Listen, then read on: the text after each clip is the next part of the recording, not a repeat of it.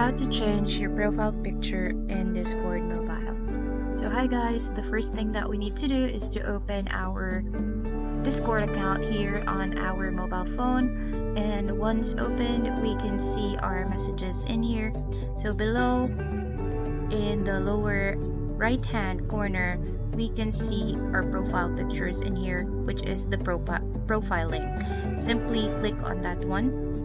Now when we have clicked on our profile, simply go to profiles. Now here in the profile section you can see your picture, and just tap in the pencil icon.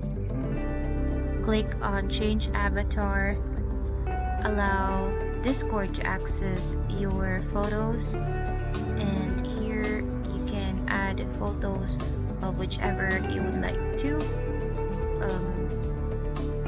choose as a profile picture on Discord.